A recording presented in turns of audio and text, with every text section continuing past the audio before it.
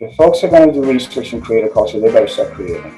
And I think I put it in the chapter somewhere. You don't know what it's like to write poetry until you have actually written poetry and submitted it somewhere. My name is Hector Postigo. I have a PhD in Science and Technology Studies, and I'm an associate professor at Temple University's Klein College of Communication and Department of Media Studies and Production.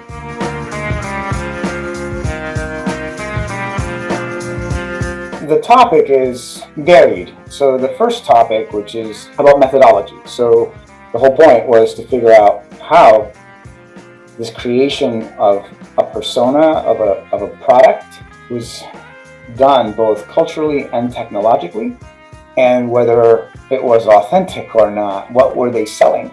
These were video game commentators who were mostly men or boys under the age of 18, just getting on YouTube and talking a lot about a video game that they enjoy quite a bit. These communities, these creator cultures, are so techno-driven, right? They're embedded both in the symbology, right, the symbols, but also in the creation and the mindful creation of those symbols in the conversations that they stand for, and they themselves as a symbol within the context of the conversation as it is generated through the technological mean. And the idea that we always know that when we're watching someone on TV or on YouTube or even on Twitch, which is supposed to be live, we're watching a staged event.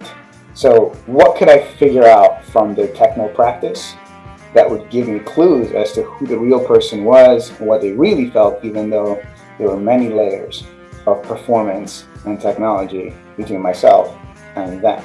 It starts with contemplating how a 14-year-old, for example, understands an algorithm. They don't necessarily have the language that, let's say, experts or professionals have, but they know how to do it.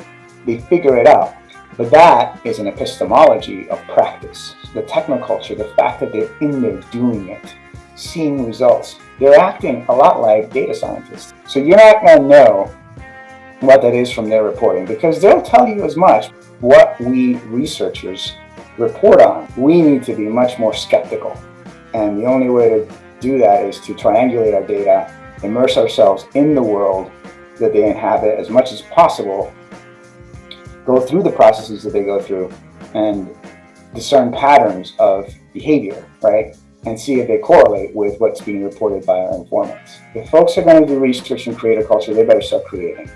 And I think I put it in the chapter somewhere. You don't know what it's like to write poetry until you have actually written poetry and submitted it somewhere. There's a language that people use in these environments. It's situated cultural language. It has meaning. There's inside jokes. And if you don't have them, you can't really communicate. You have to communicate insideness. To get information that you might need, you have to be an insider. And then the technological side of it is the data analysis. There's a lot of data. You have hours of their commentary, transcripts of things that they've said, and you want to see when they're telegraphing some change that's coming.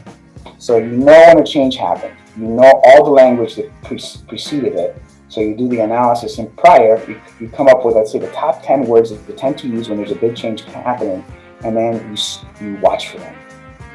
And when they show up, you predict something's going to happen. You don't know exactly what, and then you wait and see. Right? And if it happens, then those are the correct words. That's what's happening, that's what's coming. They have a pattern. A researcher by him or herself trying to sort that out in volumes of written data will take them a long time. A machine can help. Performing video game play and watching video game play was an exercise in the arcade. If anybody who grew up in the 80s and would come out of school with whatever was left of your lunch money and beeline it to the local arcade, people stood around watching you play. What I saw on the internet is an extension of that. I don't think these folks knew that they were actually replicating a cultural form that existed long before they were on the web, long before they were born. I think the future is now. This is one of those media industry creative cultures that is plateaued in its sort of an expansion. Now it's the live performance is the thing. The pre-recorded now is not as interesting to audiences. We've returned to live performance that we used to have back in the arcade.